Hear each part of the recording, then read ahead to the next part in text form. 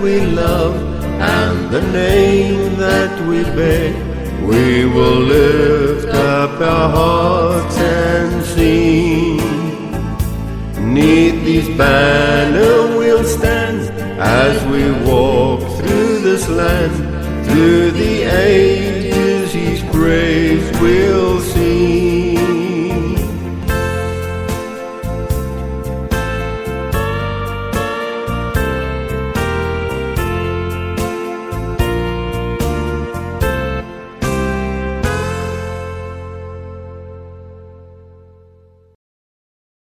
Please note, we have a technical hitch, so I'll say sorry. So please excuse the echo on some of the portions of my voice in this recording. Thanks. Welcome all. I'm Brother Harold Richard Porter, and we are an assembly of believers based in Roodepoort, Johannesburg, South Africa. Now I'm specifically reading these teachings so that students can later download a written copy of this video further down on this page in PDF large print for cell phones to enable further examination and reflection. Now, when you load down the PDF files, then you'll be able to get all these links that you can look to this. Now, after this teaching for the recommended full story on book number 3, which is the original true Hebrew surnames of the Eternal Father Yahuwah and His Son Yahushua HaMashiach, which is the Messiah, our Creator and Heavenly Father revealed. You'll also be able to find out what the Hebrew letters Yod Hei Vav Hei means, which translated into English is the YHVH. Now, in my introduction, this teaching is to be conducted in the original true Hebrew names of His Supreme Highness, the Eternal Father Yahuwah, that is Yah, the Omnipotent, meaning the Almighty One. When properly pronounced, the name Yah will be recognized in the universal word of praise to Him, namely Hallelujah, meaning praise be unto the Father Yah. Now, in the Christian Bible, He is in error known as God the Father. We revere Him through His only begotten Son, our Creator and our Heavenly Father.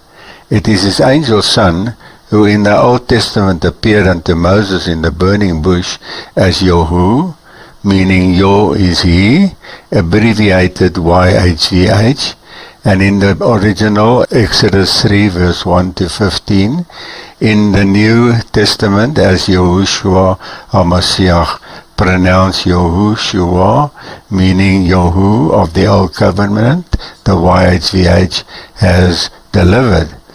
Now we need to know that the pagan words God, as in God the Father, Jesus Christ, Holy as in Holy Spirit, as well as many more, do not exist in the original Hebrew and Greek scriptures, as they are of pagan origin. In these accompanied PDF teachings, they are marked in the curly brackets, and the correct ones have been inserted. Now for today's teaching. In this teaching, I would like to examine the significance of the numeral 7 and the role it played in the fall of the 3 Jerichos. Now, secondly, the 7 words spoken at Calvary. And 3, the end-time judgment of the world. In nature, in the scriptures, the number 7, or multiples thereof, is largely used as a numeral that depicts completion or fulfillment. The scripture references below are but only a few relating to the subject. Now I've got some 21 scriptures that on the PDF file you'll be able to look up that relates to the numeral 7. For example, they have the 7 days of creation. Around Jericho, as we would read, there were 7 trumpet blasts that had to be blasted. Joseph, which is Joseph, many years ago had the 7 lean years and the 7 good years that had come.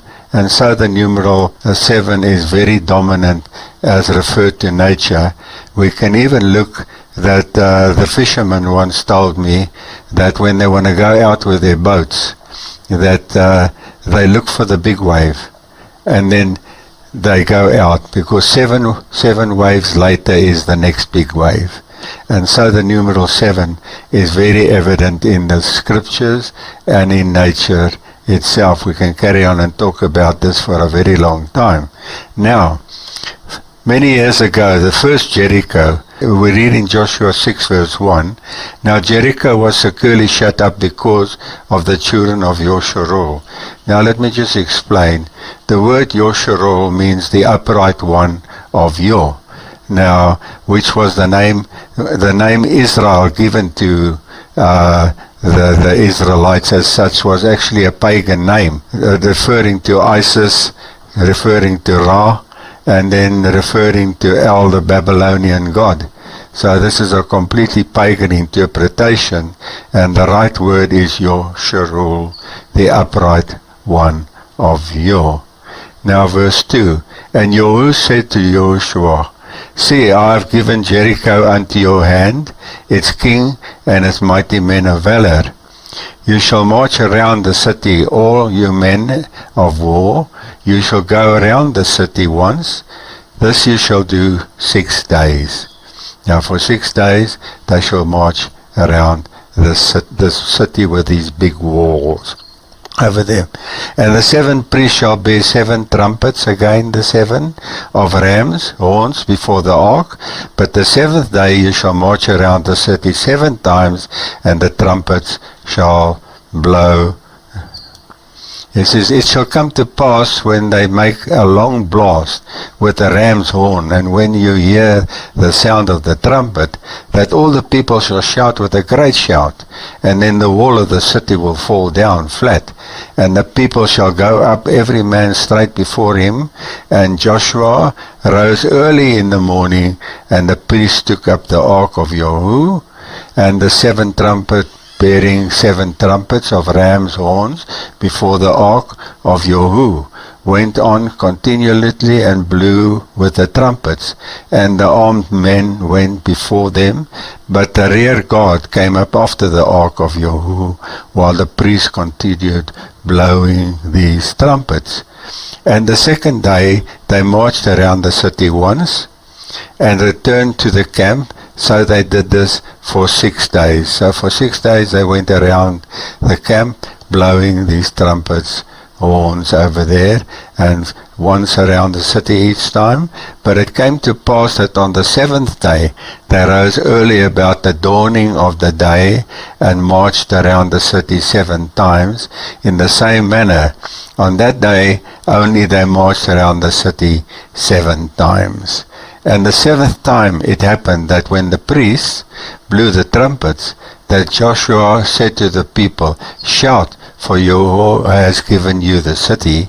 So the people shouted, and when the priests blew the trumpets, and it happened when the people heard the sound of the trumpet, and the people shouted with a great shout, that the wall fell down flat.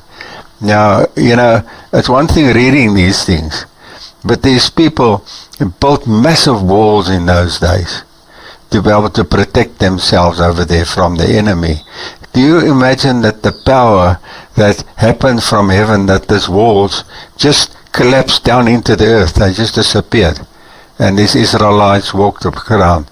It's incredible. When you think how Israel afterwards turned their back on the Father, they came through the Red Sea on dry ground. These people, they stood here before Jericho over here, and these walls fall flat, and the enemy stood there exposed. What a mighty Messiah we serve. He says there, then the people went up into the city, every man straight before him, and they took the city. Verse 21, and they utterly destroyed all that was in the city, both man and woman, young and old, oxen and sheep and donkeys, with the edge of the sword.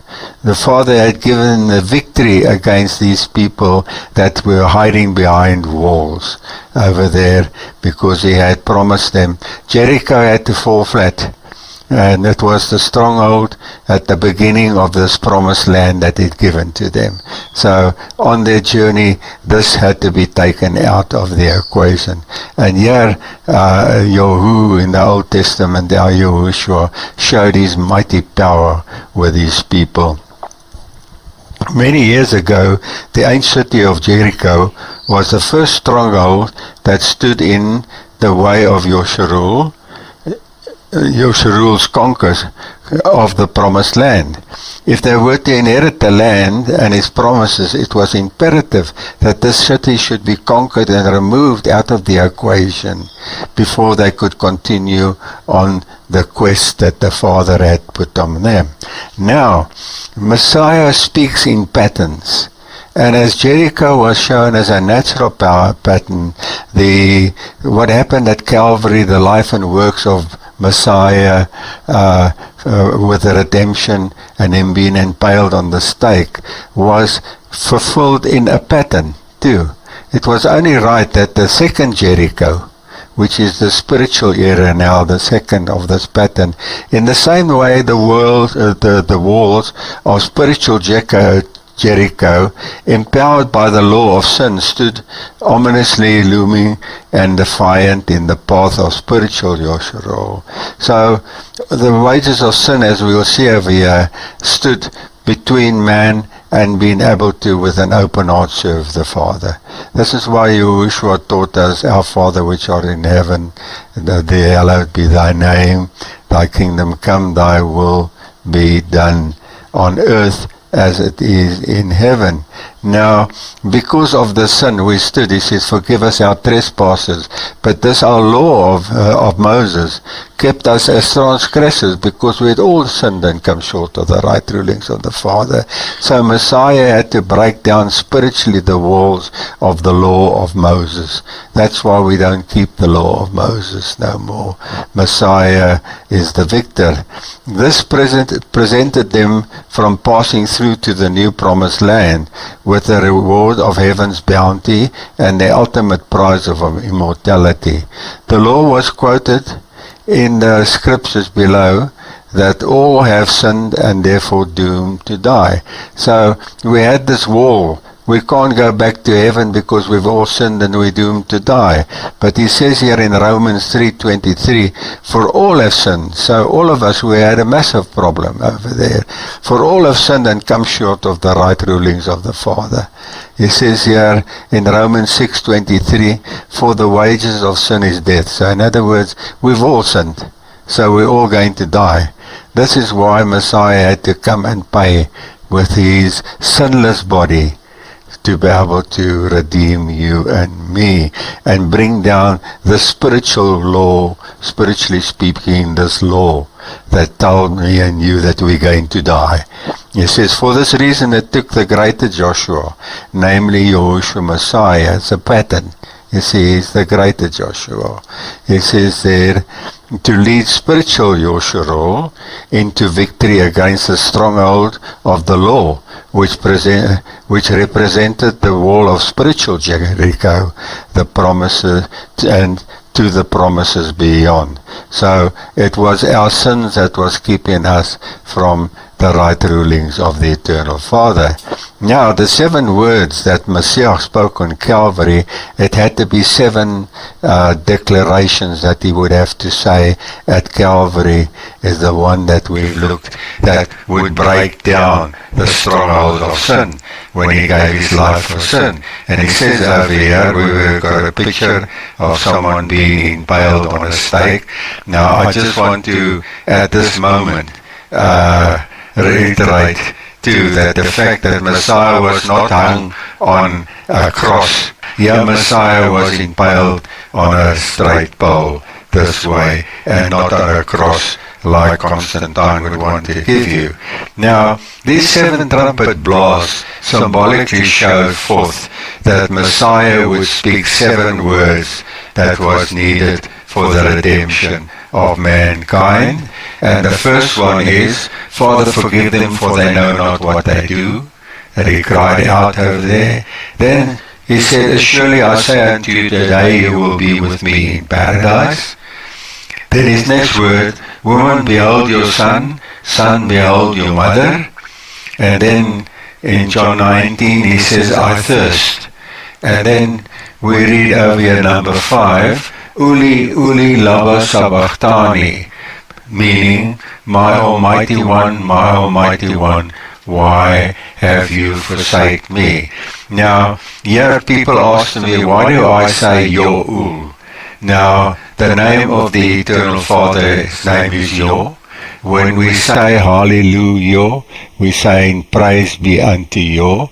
But to just speak, if someone has to porta me every day over there, it's actually rude. Now, that's why Messiah calls his father Uli, meaning the word God is a pagan word. Comes from the planet Jupiter, that the translators of the Bible changed to from God to God, and it was actually the planet Jupiter, the planet of luck over there. So we don't use the word God, but we use the word Ul. That's why we say Yo'ul. Pronounce O-O-L. Ul, like I say, Marai. So when we hear us, when we address the Eternal Father, we call him Yo'ul. In other words, your Almighty One, as Messiah had said over there, Uli, Uli, why hast thou forsaken me? Now in John 19:30, when this whole work had done, he'd lived a life, he'd come to his people, and he was now offering his life a sin. He says, this is finished. The job was done. Now the final words that he said, number 7, he says, recorded in Luke 7:23-46, Father, unto your hands do I commit my spirit. So he who came down from the Eternal Father took on human being to come and live for you and me and pay this price. Now he was paying the price, and it is done. So now this is what happens. Now spiritually, the whole law was broken, because he came and offered his life for our sins, and his life had to be, this lamb that had to be slain, which typified Messiah, had to be a lamb without any spots on it or blemishes, and in other words, typifying sin. Now we've all sinned, so we have to die for our own unrighteousness. And Yahushua there had to be a sinless. He had to walk such a careful point. It is not recorded in the scriptures ever that Messiah laughed. He never told jokes. He had to live such a perfect life in his life, because the moment if he sinned, then he would have died and he would not have been able to go back to heaven. So he had to live a sinless life to be able to come and pay for you and me. We've got to understand, eternal Yah has very strict rules. And if he says the wages of sin is death, he means it. And even no matter, the old woman, he turns around and says, Moenie maak wat ek maak nie. Don't do what I do, but do what I tell you. And a bunch of hypocrites. We're going to read about the hypocrisy of these people. This teaching is going to be a little bit long today. You find this hypocrisy. Messiah had no room for hypocrisy, and he had no place to make jokes, so he had to stay so focused for that whole time. Otherwise, he himself could not go back to his Father, as we'll see now, and I'll mention it so. So now, these are the 7 words that built up to the point of completion. Now we're going to examine these words and see why they were said. This he uttered before surrendering his life as a ransom for sin for his people. The 7 spiritual trumpet blasts were needed to bring this barrier crushing down, open the way of redemption to all who would choose to journey on. With all the fanaticism, all the piety, and all the hatred that is often so typical of many religious people in this world, Yahushua HaMashiach, the Lamb of Yo'ul, was impaled upon a pole cut from the very tree that he himself had created, the beginning of creation, and left to bleed and die. Would you believe it? He was in the world was made by him, through him. And right in the beginning of creation, this was the same Messiah that created all the plants. and created all the trees in all the forests, and yet people came and nailed him to the tree that he had originally made himself there. What transpired on that day was not without a greater purpose. This despicable deed would in time to come to be heralded as the most important event that has ever taken place in history of time as regards to the redemption of mankind. Now, the 7 words, let's analyze them, going to number 1. Now, we read in Luke 23:34, Then Yahushua said to them, Father, forgive them, for they know not what they do. These people were savagely killing him and impaling him to a pole, he says. And Messiah in compassion didn't condemn them. He said to them, they don't know what they're doing. We are often blinded by our own prejudices and hatred, and unable to reason rationally when our emotions are out of control. You find many times in mob violence, people do things they would other times not do. You see, people when aroused easily succumb to mob violence. Due to the negative influences, they land up exceeding all the bounds of cruelty and human decency that under normal circumstances they would not think of themselves capable of doing. People do horrifically things when their emotions are raised up. Haven't you seen in road rage too? Somebody does something wrong, and the other one swears at him, and that gets out with a gun and he shoots him dead. Normally you wouldn't shoot someone dead like that, but in road rage when people are excited, and these people were all excited, and they came and did a terrible thing. They killed their very creator. We need to take a closer look and examine ourselves and see whether we are not also guilty of the scripture quoted below. Very often we are apt to leave the proverb that states out of mind is out of sight. But the truth of the matter is that we are never out of sight of the Almighty, and let alone out of his mind. Messiah looks down and he sees all our things that we do in secret. Many times we think and say the cruelest things, and even justified by thinking that nobody knows our thoughts or our hearts or our conversations. The truth of the matter is, in the eyes of the Father, it is definitely not so. Now, the way the Father reasons these things is in Matthew 5:28. But I say to you that unto whosoever, now talking about the men, looketh on a woman to lust after her, committeth adultery already in his heart. So, before you even do a thing, when you sit and concoct things, already guilty for these things over there. The above scripture tells us that the Father holds us accountable for our very thoughts, let alone our words and deeds. Therefore, if we are not guided by the Spirit, the prophet has the following to say about this. In Jeremiah 17 verse 9, the heart is deceitful above all things and desperately wicked. Who can know it? The Father knows all your secret thoughts. He says in Matthew 23 verse 23, he talked about these so-called religious leaders that were supposed to teach them a way. And he says to him, woe to you scribes and you Pharisees, you're a bunch of hypocrites.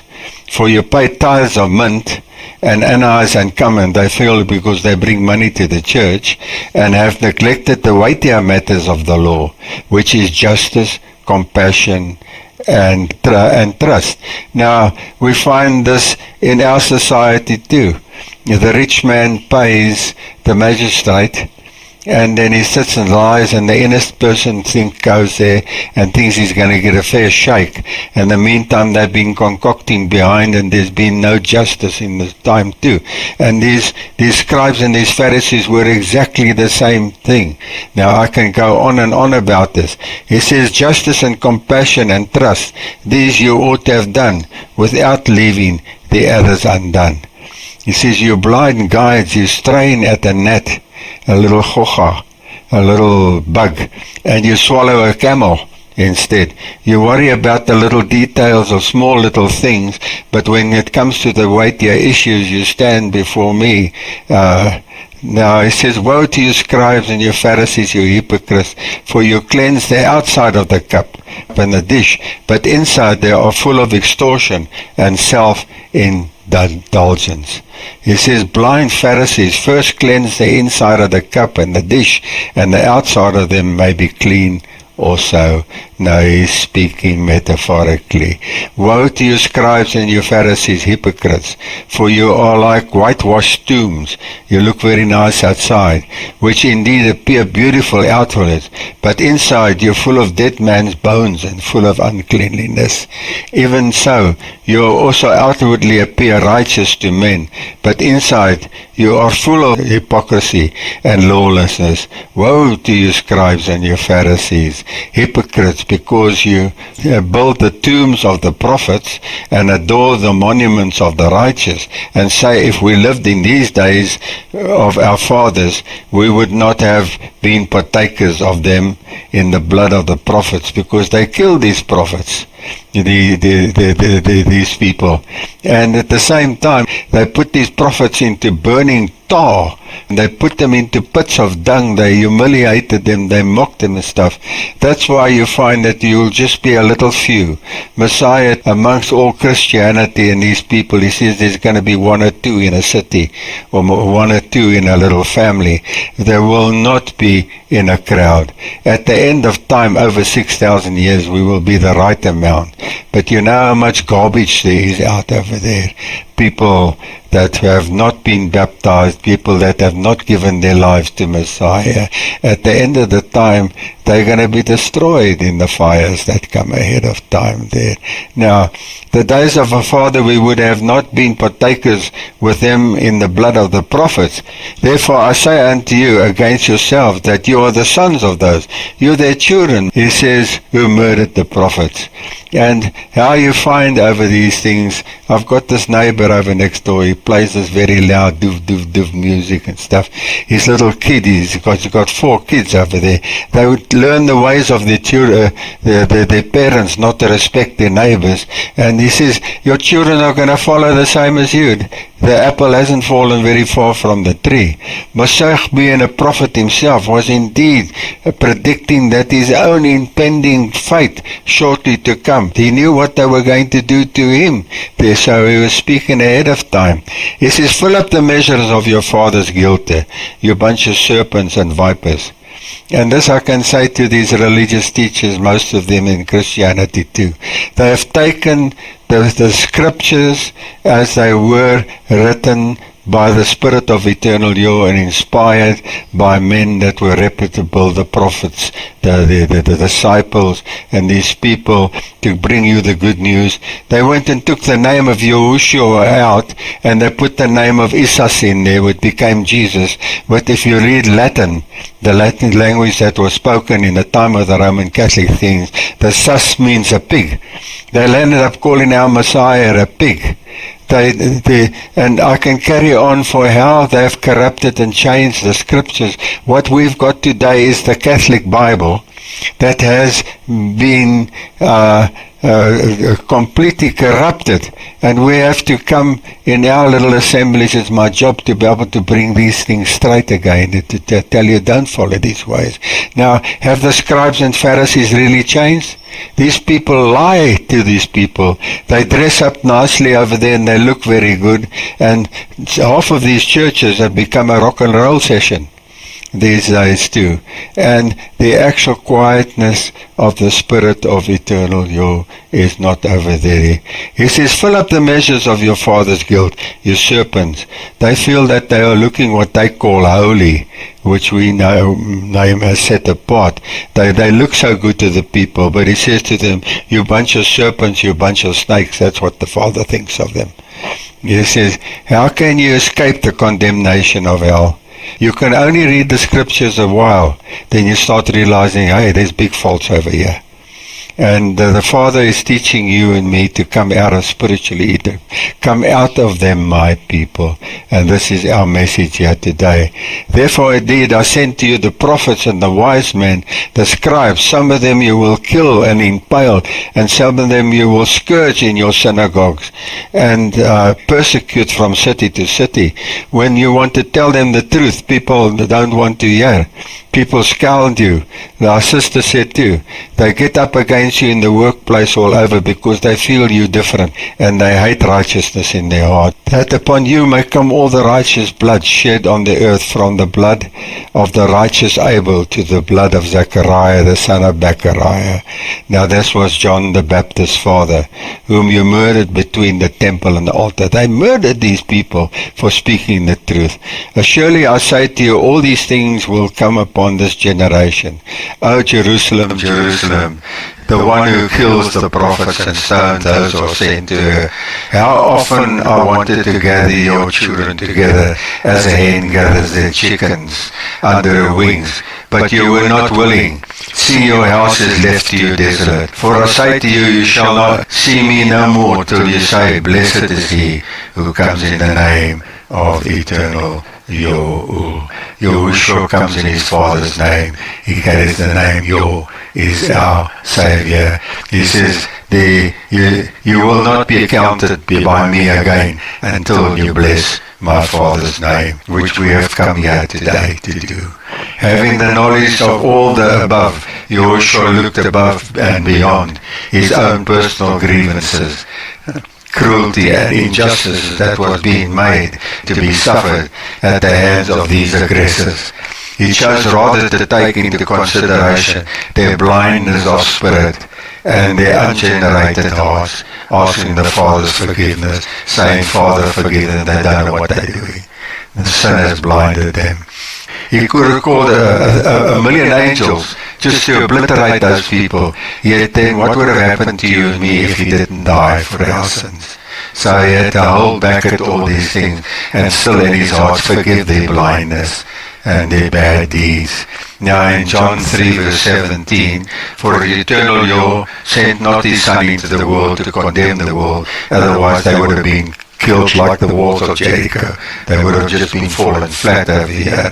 He says, but that the world through him might be redeemed. Eternal Yo is a spirit being, but through his Son he has brought redemption to you and me, and that Yahushua had to become the innocent lamb slain. Even though he was under extreme duress, his loyalty to his mission and his ability to stay focused on the objective, regardless of his own personal dilemma, won him the highest approval of his Father, as quoted before. Now the Apostle Paul had these things to say about Yahushua in Hebrews 1 verse 8. But to the Son he says, your throne is forever and ever, a scepter of righteousness is the scepter of your rule. For you loved righteousness and hated lawlessness. He's talking about Messiah. Therefore Yahuwah, the eternal Father, your Father has anointed you. This is after Messiah rose from the grave. This was what he received from his Father, has anointed you with oil of gladness more than your companions. Now more than the angels in heaven, eternal Yo has exonerated him because he loved righteousness. He stood up for it and he didn't think of himself, as he said, Father, forgive them, they don't know what they are doing. And you in the beginning, eternal Father, speaking about Messiah, laid the foundations of the earth. Messiah, the world was made through him, and the world knew him. Messiah laid the foundation of this earth. Eternal Father speaking to him and said there, you laid the foundation of the earth, and the heavens are the work of your hands. Now these things will perish, this world's coming to an end, but you will remain, and they will grow old like a garment. Now he says in verse 12, like a cloak you will fold them up, they will be changed, but you are the same, and your years will not fail. Now we've got to know something, that none of the angels, even Messiah, before Calvary, had immortality. They didn't die because their lifespans are of different material, but Messiah, from bringing the Father's good favor and doing this, became the first immortal. Now you and me, by following in Yahushua, have become, to be promised, a family of immortals, that you will never die again. You will be known as the immortals. Hallelujah. He not only was the first to inherit immortality, but also the honor and the respect of both angels and mankind for all eternity. This is the greatest story that could ever be told, that in this they will say these are the people that have come through the big tribulation. And this is why, don't think it's strange the trials you go through in this life. But that's why never complain, never murmur. Pray to him and say you're having a hard time, and share with him, he's your Father. Never say why. Alright? Now in Revelations 5 verse 12, saying with a loud voice, worthy is the Lamb, this is when he rests, and that was slain to receive power and riches and wisdom and strength and honor and praise and blessing.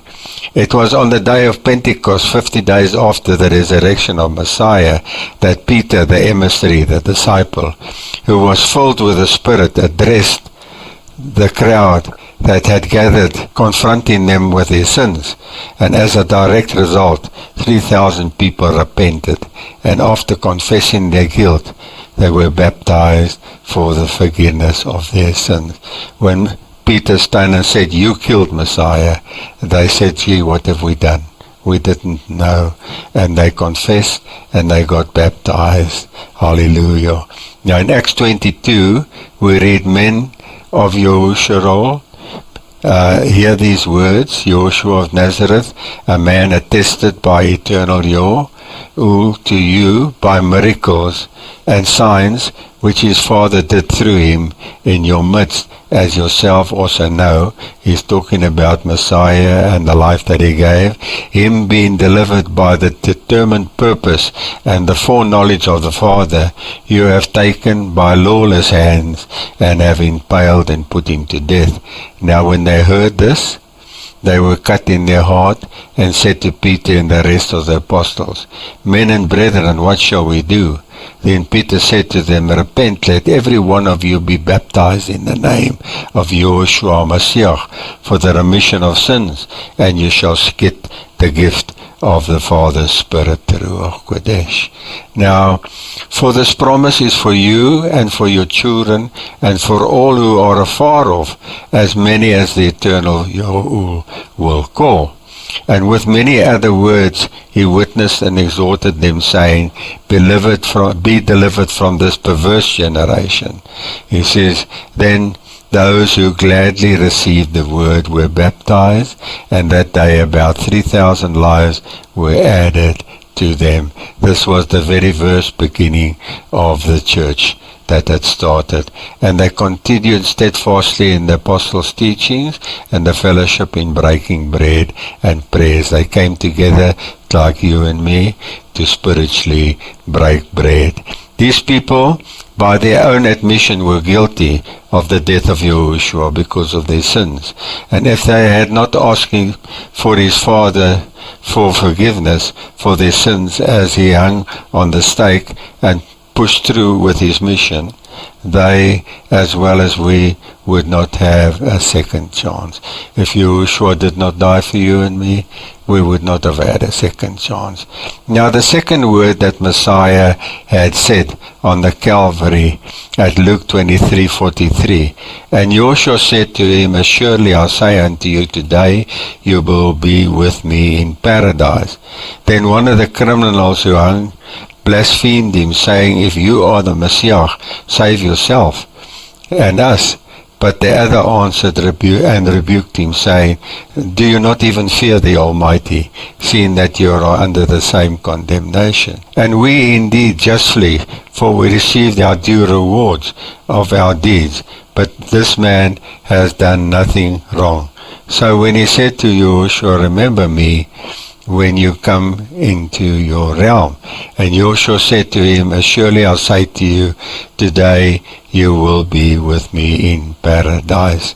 Now, there is no time in death. And at the same time, Messiah says, You'll die today, but at the end of time I will rise you up again. Today you will be with it. It is one whole long promise.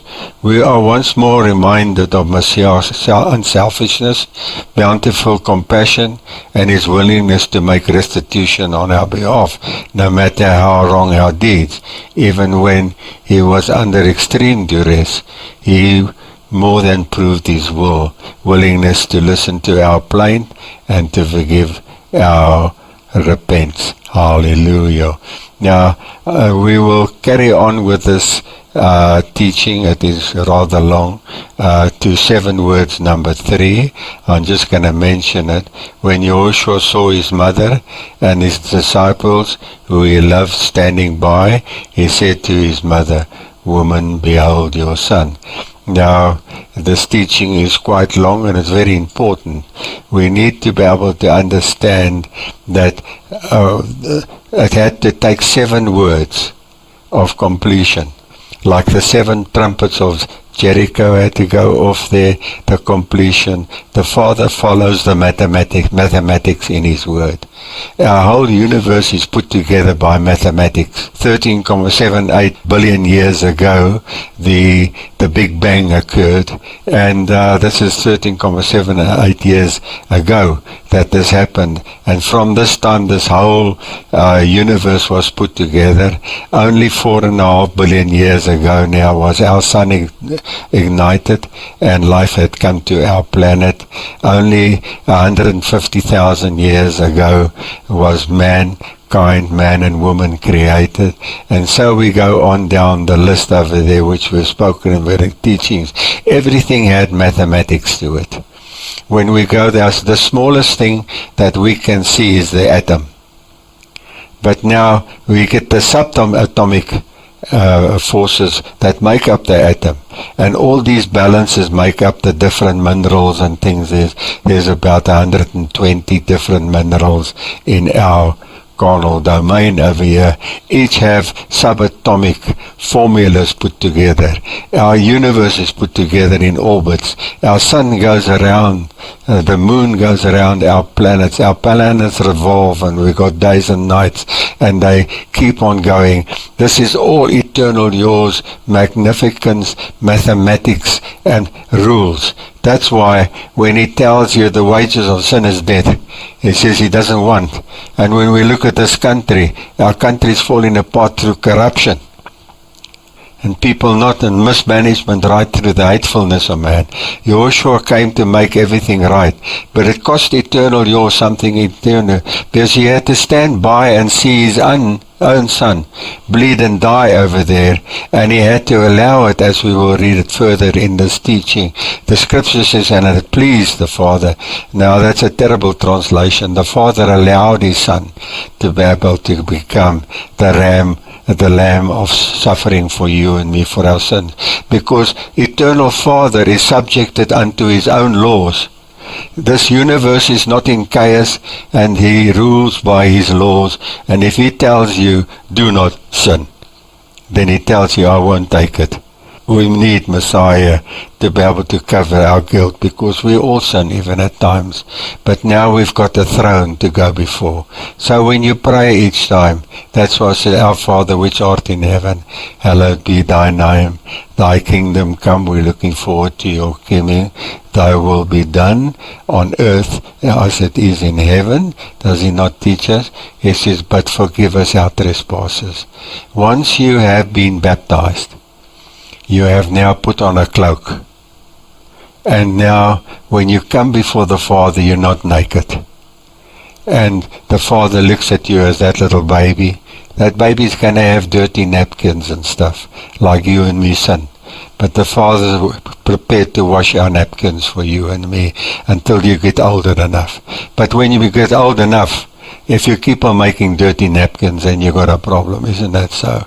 And so what we say too, in the beginning, we must not entertain sin in our lives. You see, we do things innocently many times, like that little baby's napkins and stuff. But now we've got to watch our lives. The day that you do get baptized, the Father will give you guiding. At the same time, because He has a responsibility to teach you and me.